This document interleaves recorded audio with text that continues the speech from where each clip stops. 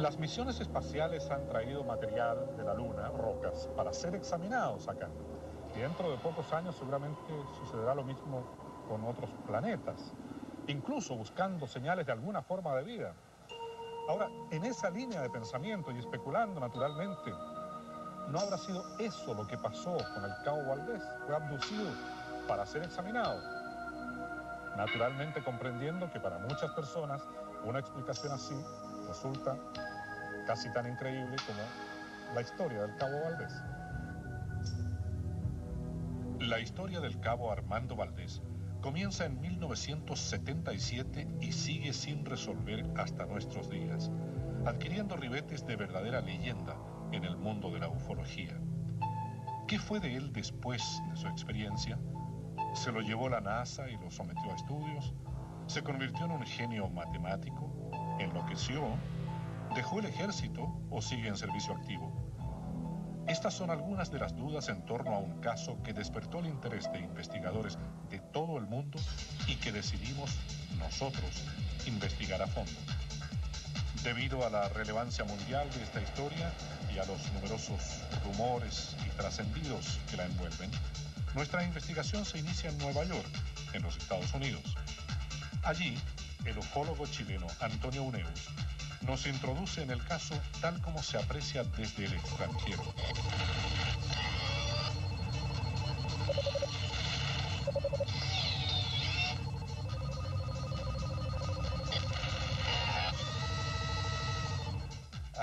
A pesar de que yo he sido el gran divulgador de los casos chilenos, diría que el único que tiene realmente, que se conoce, digamos, a nivel que sale citado en muchos libros, sería el caso Valdés, el del Cabo Valdés de la patrulla militar en Putre. Es una abducción, ¿verdad, lo del Cabo Valdés? Es una abducción, pero no una abducción clásica, porque en la abducción clásica el tipo tiene lo que decía el señor Hopkins, missing time, o sea, la persona, digamos, está viajando de Santiago a Valparaíso, y eso toma 1 hora y media de viaje, y la persona le tomó 4 horas, y no recuerda qué le pasó. Entonces tiene 3 horas de tiempo perdido, de ahí viene el término missing time. En cambio, en el caso de Valdés, es un caso de tiempo ganado. La persona desaparece por solo 15 minutos. Sin embargo, por eso es tan famoso, cuando regresa, tiene la barba crecida y el fenómeno en el reloj, la fecha del calendario en el reloj, que marca 5 días en el futuro. O sea que por eso es un caso tan único.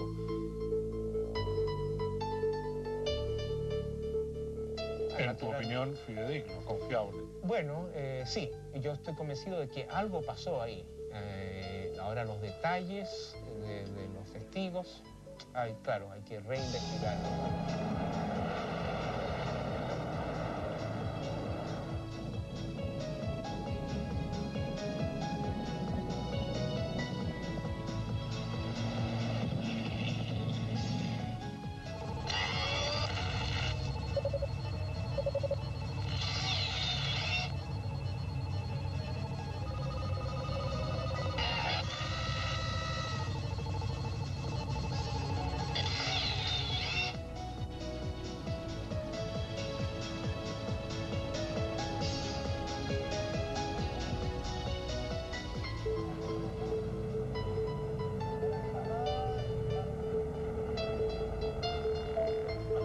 ¿Conoce el caso del Cabo Valdés?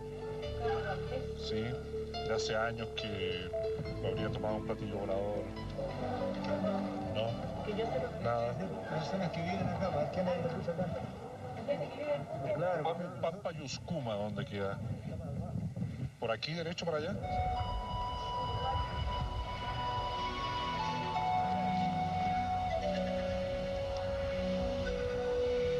Los hechos ocurrieron exactamente en este lugar, que se llama Pampayuscuma, pero en realidad son las afueras de Putre. De hecho, las construcciones, esa línea blanca que se divisa a mis espaldas, son las del regimiento Granaderos, que en aquella época albergaba también al regimiento Huamachuco, que ahora se encuentra más arriba en la montaña.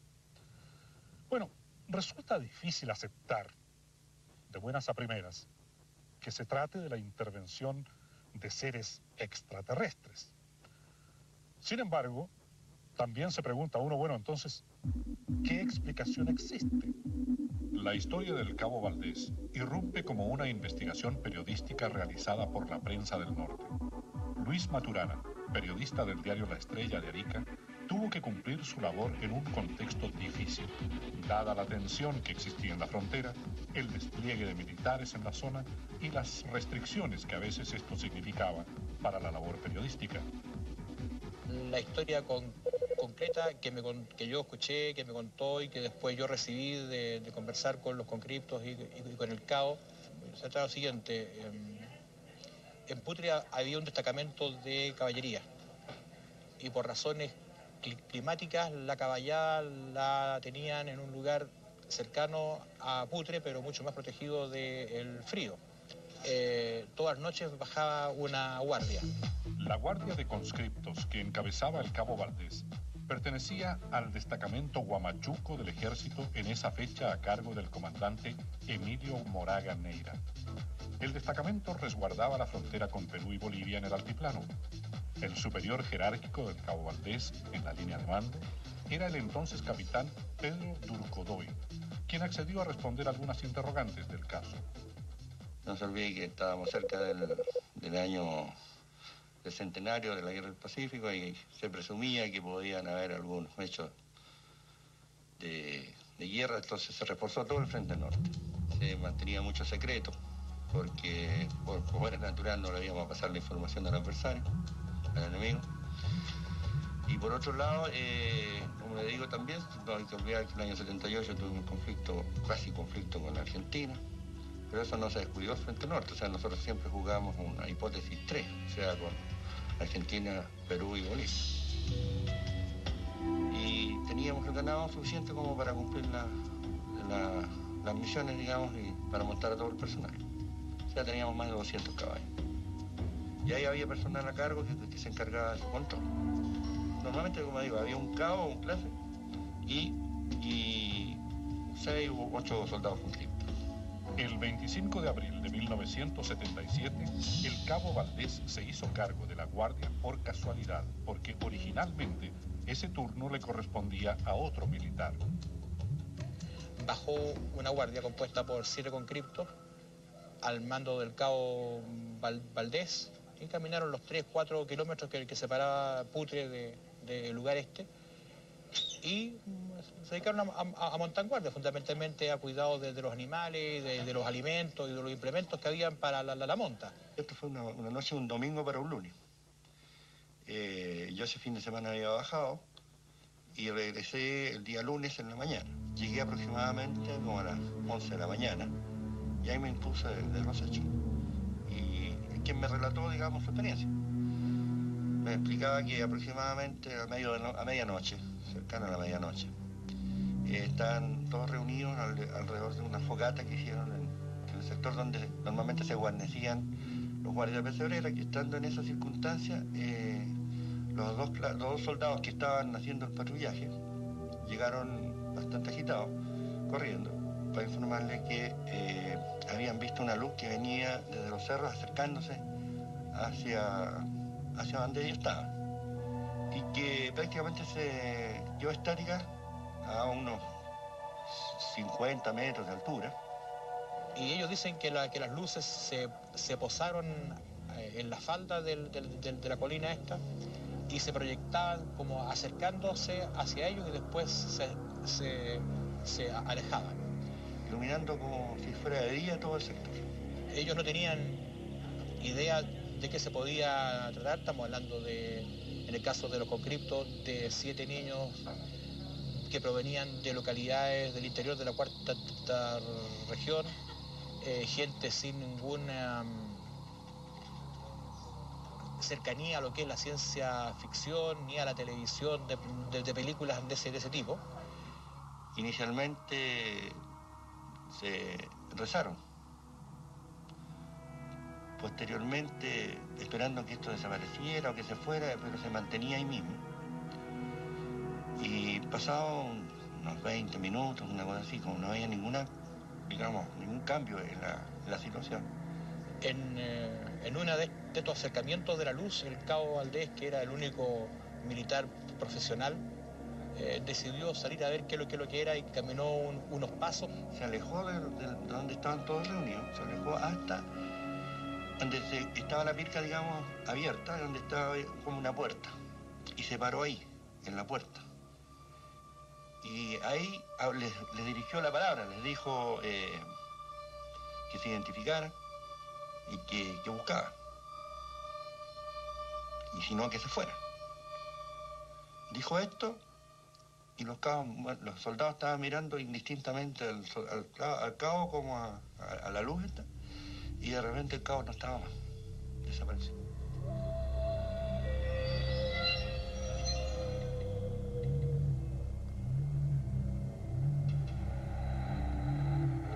Ya, ahí sí que se asustaron. Si estaban asustados los soldados, ahora estaban más asustados, con su cabo desaparecido solo. Cuentan ellos que lo volvieron a ver como 15, 20 minutos después. No venía caminando en un paso firme, sino que medio tambaleando. Y se acercaron a él y él decía cosas incongruentes.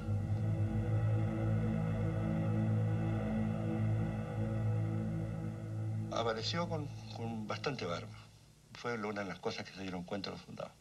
A la hora o a la hora y media el cabo se repuso, se despertó, y cuando llegó la hora de volver a Putre, ya había llegado el contingente que lo reemplazaba, el cabo miró la hora y tenía el reloj detenido a las 4:30 o algo así, pero la fecha estaba adelantada en 5 días. Más o menos lo que muestra la barba que él tenía.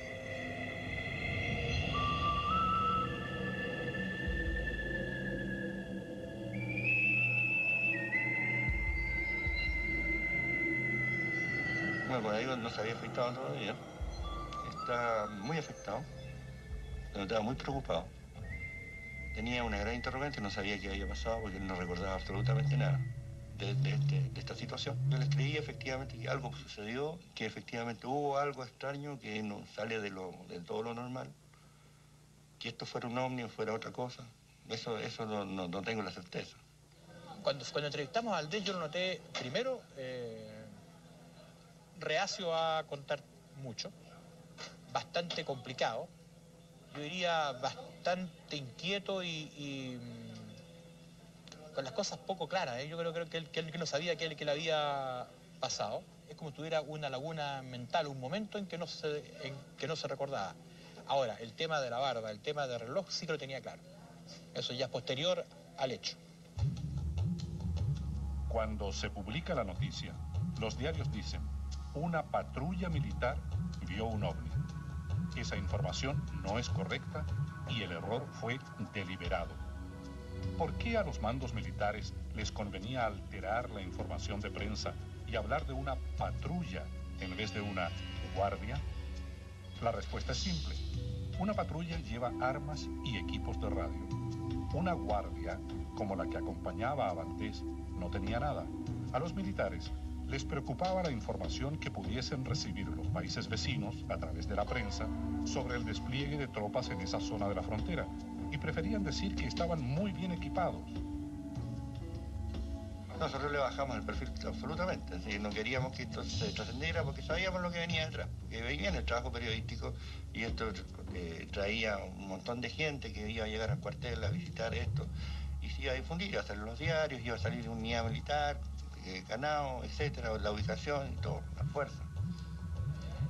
En algún momento la gobernación, tengo entendido, solicitó que se parasen las publicaciones, pero a las 24 horas, a las 48 horas estábamos de vuelta con la información, lo que quiere decir que el director negoció a nivel de intendencia o a nivel de la comandancia en jefe o del general inspector, y pudimos nuevamente salir con toda la historia, tal como había sido escrita y aprobada.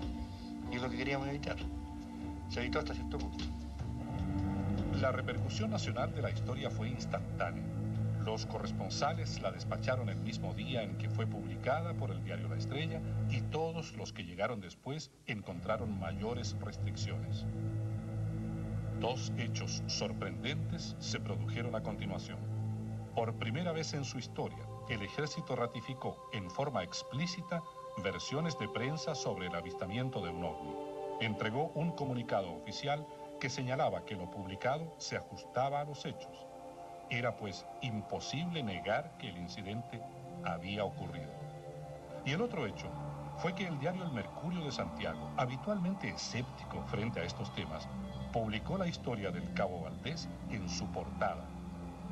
Hermógenes Pérez de Arce, periodista y abogado, es columnista desde hace 37 años del diario El Mercurio de Santiago. En 1977 era director del diario La Segunda. La que se llama prensa seria tiene el mismo problema que tienen las personas serias con estos fenómenos. Entonces, la prensa seria teme perder su prestigio de seriedad si empieza a publicar estas cosas. Y yo recuerdo que cuando nosotros en La Segunda publicábamos todos estos antecedentes, no solo en este caso, sino en otros, de avistamientos o experiencias de personas con objetos voladores no identificados, nunca el Mercurio seguía con esas noticias. Posteriormente se tendió como un manto de secreto, que es común a todas estas situaciones. Y yo no me lo explico bien, pero me imagino que hay alguna especie de acuerdo internacional de mantener en reserva esta información, que se refiere a objetos voladores no identificados, a lo que se llama abducciones, cuando las personas han sido tomadas por los tripulantes de estos objetos. Se publicó esta información en la prensa del norte y a nosotros nos interesó mucho, la prensa local, digamos. Y enviamos un periodista a ubicar a todas las personas que participaron. Y el relato resultó muy genuino, muy interesante, porque eran todos testigos que estaban contestes en lo que había sucedido. Como se dice en el lenguaje jurídico, son testigos contestes y que dan razón de sus dichos. Y en el derecho eso constituye plena prueba. Entonces, uno como abogado, cuando hay 4 o 5 personas que dan la misma versión de un hecho, tiende a pensar que sucedió.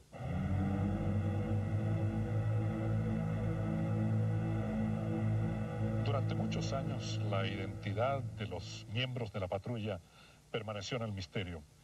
La prensa especulaba y daba diversas versiones sobre sus nombres.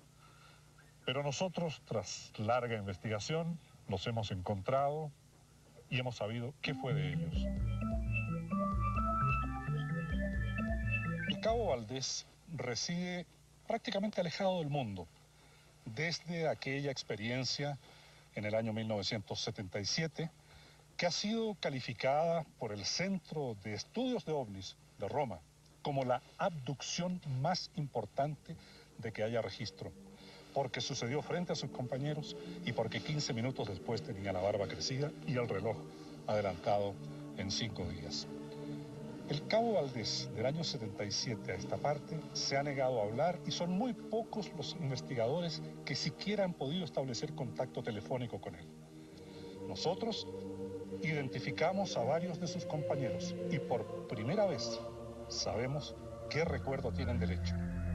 Tras una larga investigación pudimos descartar rumores, versiones inexactas, errores y conseguimos las identidades correctas de los miembros de la Guardia que acompañaban al Cabo Valdés aquella noche de abril de 1977.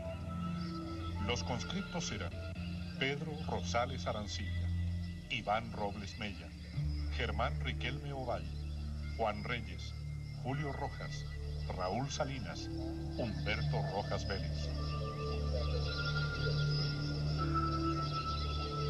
Este es Raúl Salinas, ex miembro de la Guardia. Hoy está casado, tiene 42 años de edad y trabaja como obrero. Él es Raúl Salinas, si no me equivoco. Él es Iván Robles Riveros, el suscrito, Germán Riquelme Ovalle, Pedro Rosales, no me acuerdo el apellido de él, pero esto salió en el diario... Humberto Rojas hoy tiene 41 años de edad y vive y trabaja en Coya, en la precordillera de Rancagua. 17 de mayo, no, en el 77. Imagínense, miren, aconteció un 25 de abril y sale un 17 de mayo. Entonces me dio harto tiempo entre una situación y la otra. Hasta el día de hoy, el testimonio detallado de estos conscriptos, que en 1977 hablaron con muy pocos medios, era largamente esperado por los ufólogos.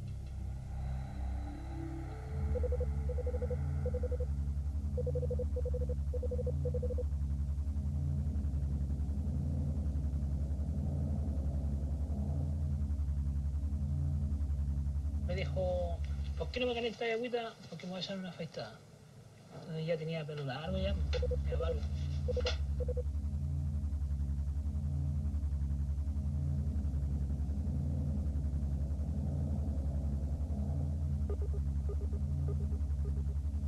Entonces tenía un espejito, todos mirando lo mismo.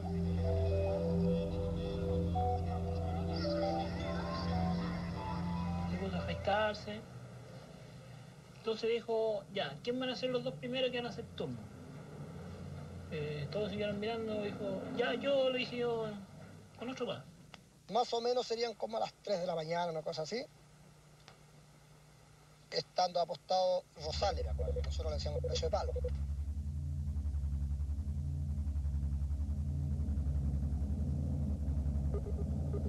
Entonces, él grita, miren lo que viene ahí. Entonces, claro, nosotros, al ver cómo él, en la forma que gritó, salimos los tres que estaban, cuatro que estábamos adentro, más el cabo Valdés.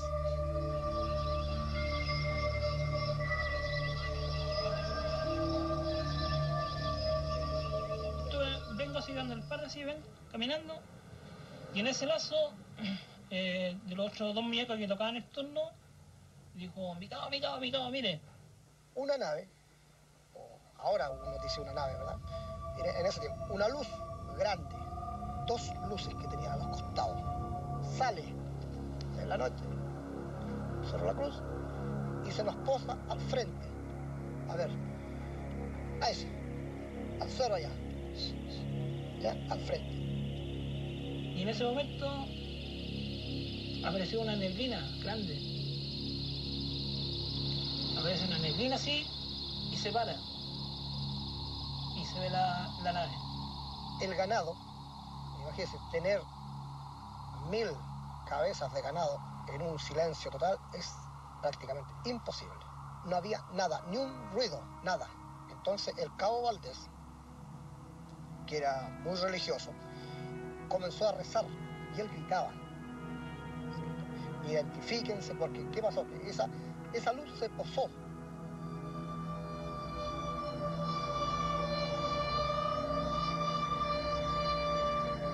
Estábamos todos en perfectas condiciones físicas, psíquicas. Estábamos todos en ese momento viendo la nave tomados de la mano.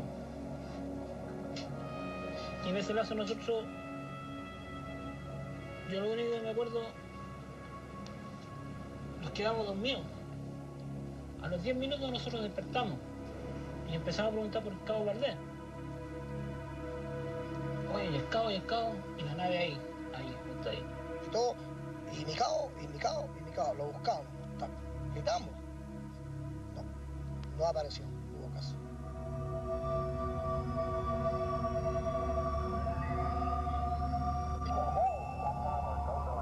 Cuando de repente escuchamos una voz que dice, muchachos. Claro, salimos nosotros, que era mi buen cabo Valdés.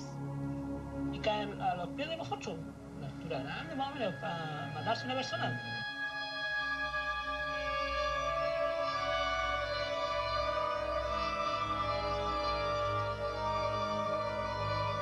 Y era el cabo Valdés.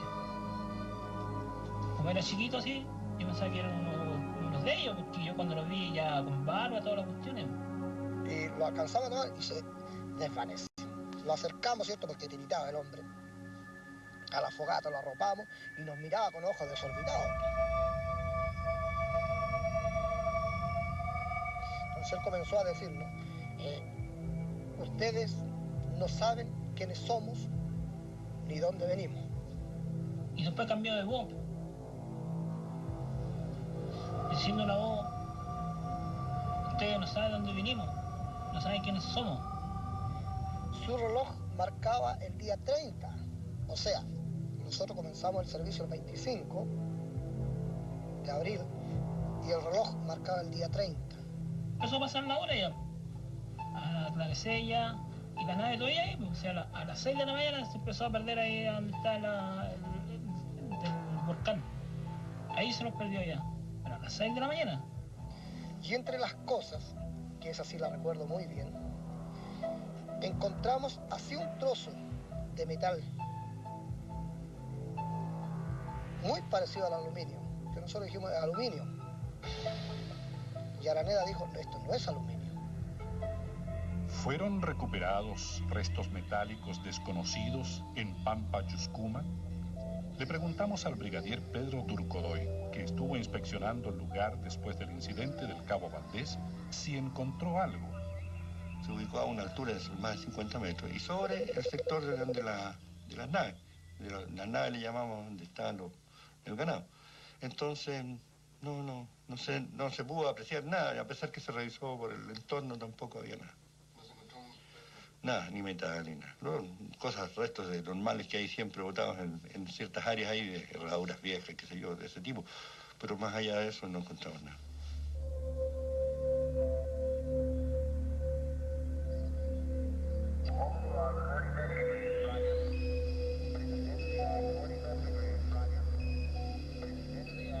La última vez cuando lo vi fue cuando nosotros ya... cuando él se fue. Ya cuando quedó ya de civil ya. Se despidió de nosotros. De esa vez no lo vi más.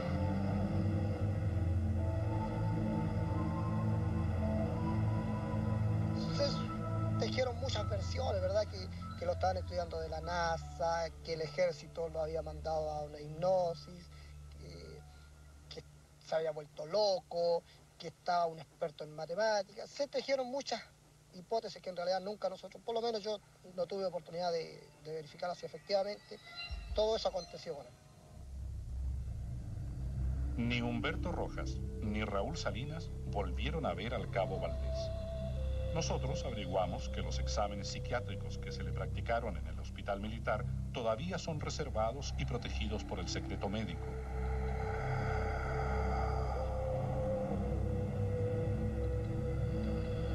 Hay una evolución posterior de él que no es el caso típico de una psicosis clásica si hablamos que esto fue una psicosis de él, o sea que lo inventó todo, puesto que si hubiera sido una esquizofrenia o una enfermedad de este tipo mental en donde la persona se digrega y alucina, forzosamente tendría en el ejército que haber sido dado de baja.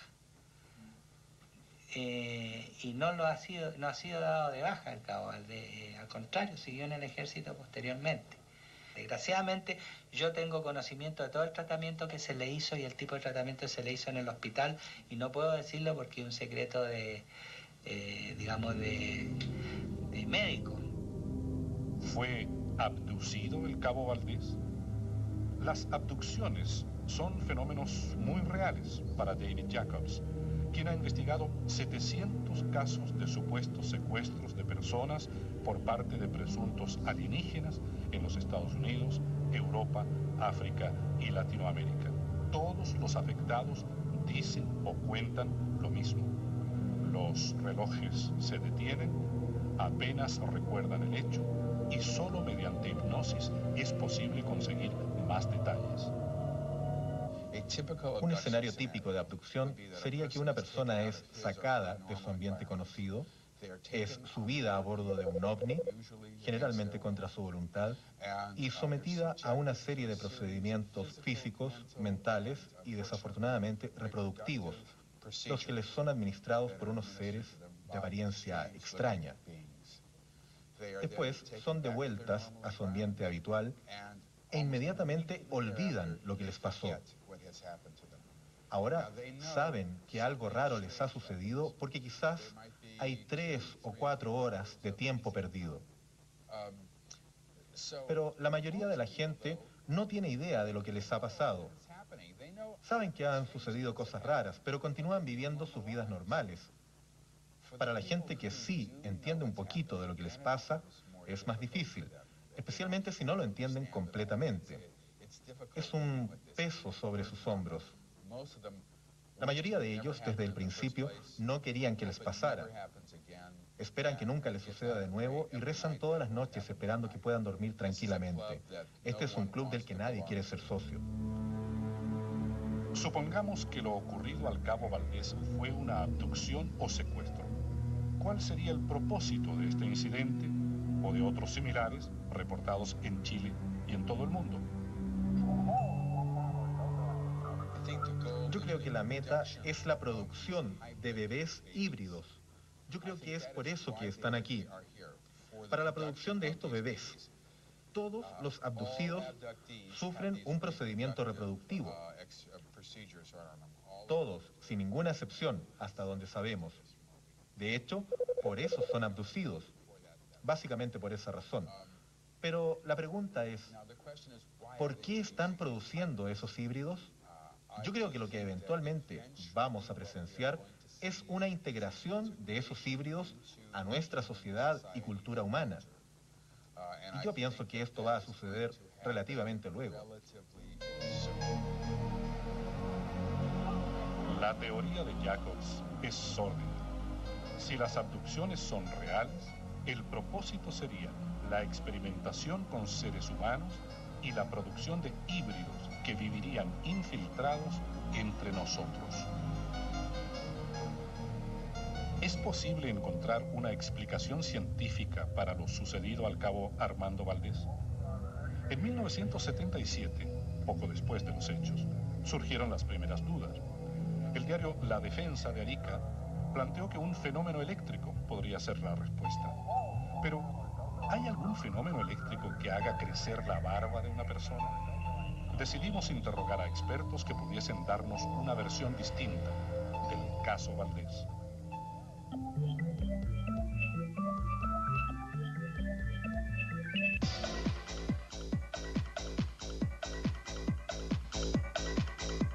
Buscando una explicación científica que pudiese resolver el misterio del cabo Armando Valdés, nos trasladamos hasta la 8ª región.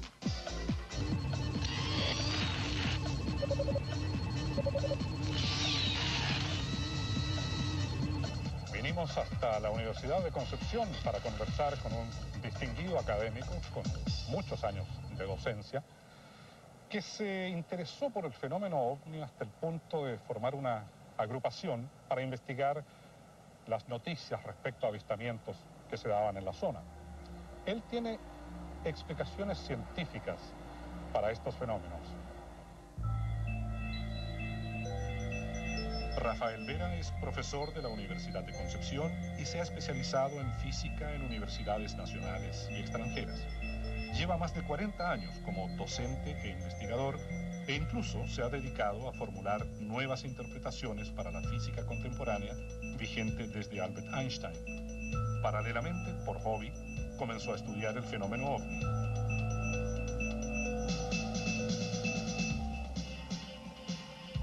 El caso más interesante fue el caso que se presentó en Santa Bárbara, de un mecánico que había tenido un avistamiento. El mecánico se llamaba Chito Cerda, y aunque falleció hace tiempo, tanto el doctor Vera como sus familiares recuerdan ese incidente de 1968. Mientras Cerda iba en automóvil por un camino rural, divisó una extraña luz. Tras la aparición de la luz, se detuvo el motor de su vehículo y el testigo perdió la conciencia durante algunos minutos. En su oficina, el profesor Vera nos expuso su teoría sobre el incidente de Santa Bárbara, una descarga eléctrica que le produjo un shock a Chito Cerda. ¿Cómo se produjo esta descarga? Debido a un tipo de gas, el gas radón, que salía de una grieta en forma natural. Supongamos que tenemos el cerro ahí, estamos en el tope del cerro, y aquí está el camino. Entonces, la grieta está más o menos en esta posición, o sea, es una grieta muy profunda. Por aquí había un pino. Aquí entonces escapó radón, digamos, entonces se formó, por decir así, una nube de radón. Por otro lado, aquí arriba había una tormenta, entonces se produjo entonces una descarga entre esta y esta. Entonces cuando llegó a una distancia en donde se pudo establecer el arco, entonces supongamos que haya llegado la nube ahí, se produjo aquí el ovni. Evidentemente, en mi manera de ver, que este tipo de ovni se debe entonces a la disipación de la energía eléctrica que está contenida en la nube, que se disipa a través de este. Y aquí interviene la conductividad promovida por los gases radioactivos que existen en la atmósfera.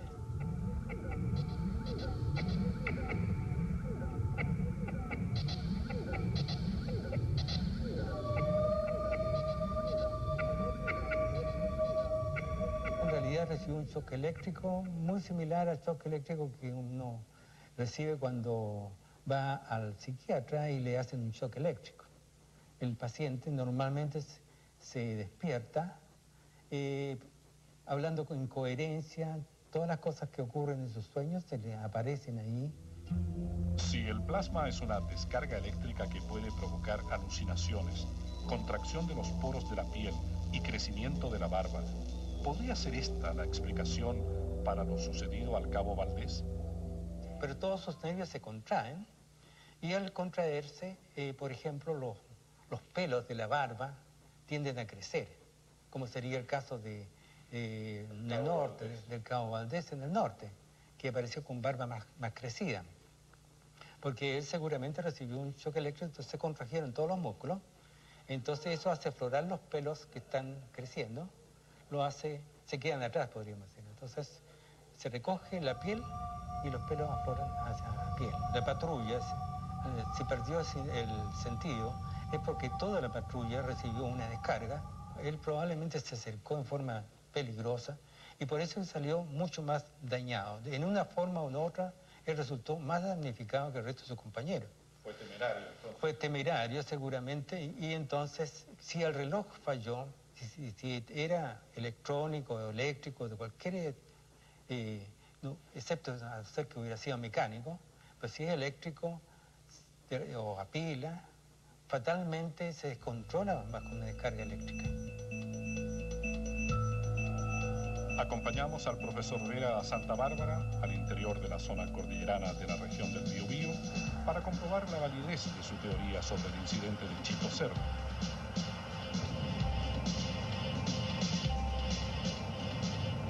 Aquí fue donde realmente me trajo Chito la vez cuando yo le hice la entrevista el año 68. Aquí había un pino,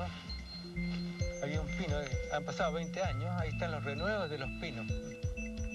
La grieta que yo hice mención justamente está aquí en este barranco, entonces lo más probable es que aquí hubo una emanación de radón y se encontró con la nube arriba, entonces se produjo una bola de fuego y entonces saltó una chispa entre la nube y la nube de radón, que también es ligeramente conductor de electricidad. Sí, justamente el Chito me mencionó en esa oportunidad que el señor Carlos Sandoval le había pasado un caso similar.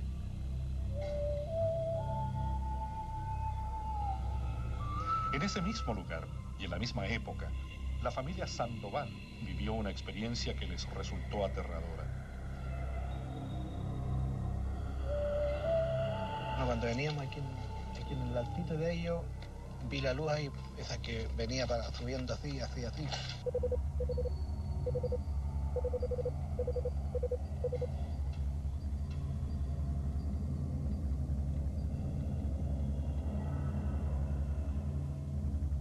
De la puntita ahí llegamos por aquí más o menos, fue cuando los enfocó de un viaje a la luz. Que nos fuimos a la orilla y yo de ahí anduve perdiendo los quilates, como que no me acuerdo mucho. Y lo otro que a mí me da la impresión que el auto se detuvo, que no lo detuvo él. Yo me había trasladado del susto para el asiento de atrás del vehículo porque como yo pensaba que me querían quitar al niño. Ese era mi miedo. ¿Por qué pensé eso? No sé, no. A mí se me ocurrió que me querían quitar el niño para estudiarlo, no sé, una cosa así. No pensé nunca que me querían a mí o a él, sino que querían la guagua. Porque yo de lo que estaba segura era que era algo sumamente extraño lo que lo estaba pasando. Que no era un vehículo, no era un avión, no era nada de eso, porque era una cosa que no hacía nada de ruido. Que nosotros en ningún momento escuchamos nada, sino que solamente veíamos la luz. Y en los momentos en que la observábamos era cuando le veíamos esas lucecitas como a los lados así. Y en el centro tenía el foco grande. En el centro estaba la luz esa inmensa. Yo quedé tan nervioso que después yo no podía tomar el volante porque yo hacía así de esta manera, se me movían las manos y no hallaba cómo hacerlo caminar el auto. Y la forma como desapareció la luz, claro. Eso también fue una cosa demasiado rápida. Se movió así para arriba, hizo un movimiento para el lado así y desapareció. Más de media hora no fue lo que estuvimos detenidos aquí, yo siempre pensaba eso. Y cuando llegó mi mamá nos dice que es tal hora, bueno, yo no... Claro, y ellos dicen que nos vieron a nosotros como... O sea, nos notaron en la cara que algo nos había pasado. Tanto Carlos Sandoval como su esposa no recuerdan lo que hicieron durante 2 horas aquella noche. Es decir, sufrieron missing time o tiempo perdido. Y el ovni que describen es similar al que vieron los conscriptos en Putre.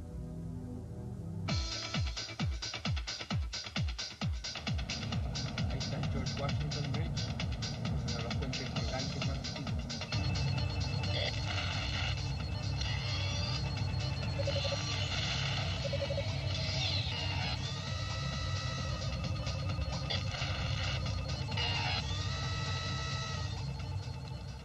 En esta área del valle del río Hudson, al norte de la ciudad de Nueva York, a comienzos de los 80 se registraron numerosos avistamientos.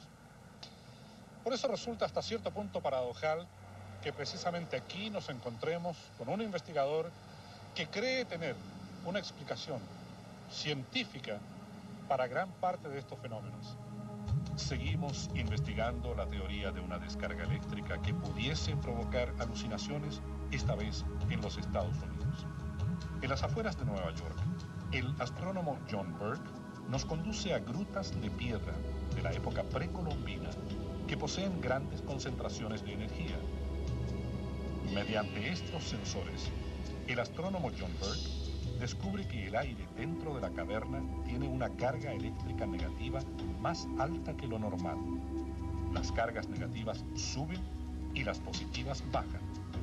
La atracción que se produce entre ambas produce un pulso que tiene efectos sobre los organismos vivos. Hace 2000 años, los habitantes precolombinos de las afueras de lo que hoy es Nueva York descubrieron estos efectos y decidieron manipularlos. Entonces elegían estos sitios cuidadosamente y después lo construían de una cierta forma para concentrar las cargas. Experimentos realizados en estas cavernas con semillas de porotos y maíz demostraron que bajo estas condiciones crecen más rápido y mejor. Las cavernas funcionan como invernaderos de piedra, pero el plasma, aire cargado con electricidad que hay en estos lugares, también puede afectar a las personas. Esta caverna en particular llamó nuestra atención por primera vez cuando un investigador local de ovnis había sacado fotos infrarrojas desde dentro de la caverna. Cuando estaba adentro, aunque nada fue visible al ojo desnudo, sacó una serie de fotos con esa película infrarroja. Y fue solo después que las habían revelado que apareció una bola de algo caliente y energético. Y probablemente un plasma, como en este lugar, quieto, aquí, suspendido en el medio de la caverna. Y esa fue la primera cosa que llamó nuestra atención, que había energías plásmicas involucradas aquí. Sería visible incluso a la luz del día. Sí, durante el día un plasma reflejando la luz del sol tendería a aparecer como un objeto plateado y probablemente tendería a ser redondo si no está girando rápidamente. Pero si está girando rápidamente y el plasma tiende a girar, va a ponerse más plano y se esperaría que asumiera una forma más parecida a un disco. ¿Una fuerza como el plasma podría afectar a un ser humano negativamente? Claro que sí. Se podría decir que los efectos sobre el ser humano son conocidos. Golpearlo, digo. Sí, si te pega, es como ser golpeado por una pelota de relámpagos. Y pelotas de relámpagos ocasionalmente le han pegado a la gente. Una pelota de relámpagos es una forma muy energética de un plasma y a veces ha tenido efectos pequeños sobre la gente. Otras veces los ha dejado inconscientes o ha quemado su ropa. Depende de otras energías involucradas en el incidente. Un científico psicólogo, el Dr. Michael Barsinger, ha hecho unos experimentos maravillosos en el laboratorio, en que conecta cables a un casco metálico que produce una imitación del campo magnético de la Tierra.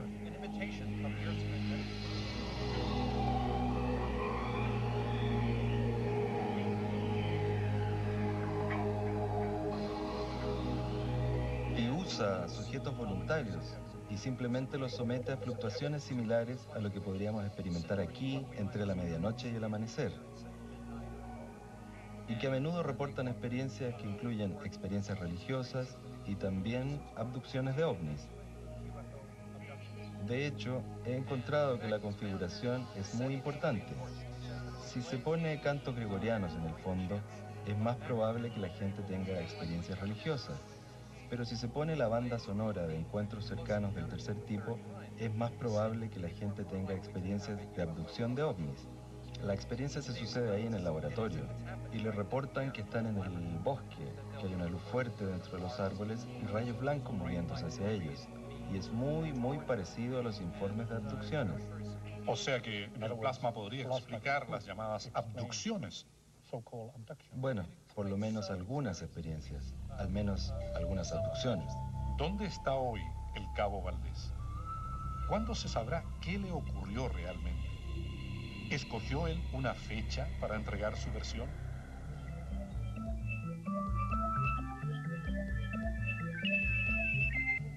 Si el ejército hubiese considerado que el cabo Armando Valdés estaba loco, habría tenido forzosamente que darlo de baja, pero no fue así. Tras un año de investigación, confirmamos que sigue perteneciendo al ejército y hoy es suboficial. Siguiendo un procedimiento reglamentario, pedimos al Departamento de Comunicaciones del Ejército que autorizara a Valdés a otorgar una entrevista. La respuesta fue negativa. ¿Hay forma de descartar un engaño deliberado en el caso Valdés? Le preguntamos a nuestros entrevistados si se habría justificado una cosa así en esa época.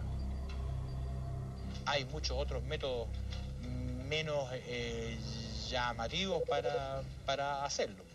No, esto fue una cosa que pasó, para la cual pueden haber muchas explicaciones, pero allí en Pampa Yuscuma pasó algo.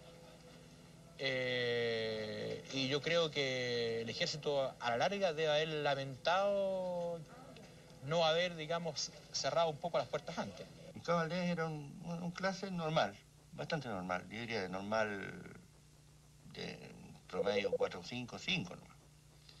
Pero después de esta experiencia, su rendimiento, se puso más serio, mejoró su rendimiento. Yo diría que le hizo muy bien. Incluso yo hasta comenté que haría falta que a varios lo sacaran a dar una vuelta en Omni para ver si mejoraban, porque realmente el hombre maduró y siempre hablaba de ese vacío que él tenía, de esa gran duda. Pero él después no quería saber más, quería desvincularse de este asunto. Él mismo incluso también, no solamente fue una decisión tomada, yo creo que de la superioridad de esto, destinarlo, sino que también fue una decisión de él, que él quería salir del tema y no quería que ya no lo buscaran más. Yo sé que hay algo que sale de lo normal. Creo que existen objetos voladores no identificados. Yo creo que hay. De dónde vienen, qué son, no lo sé. Pero, como dije antes, no creo en brujos, como decía Garay, pero que los hay. Y creo un poquito en que esto existe. Mientras más estudio este fenómeno, menos me gusta. Mientras más aprendo de él, más temor me provoca. Eso es algo que yo considero malo. Me gustaría no tener esa opinión y no tener que decirlo, pero todas las evidencias me llevan allá.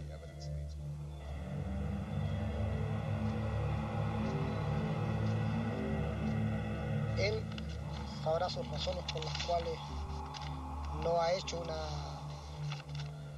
una demostración pública, ¿cierto?, de lo que realmente a él le aconteció. No sé en realidad sus causas, porque no lo he visto. No he tomado ningún tipo de contacto con él. No sé. No.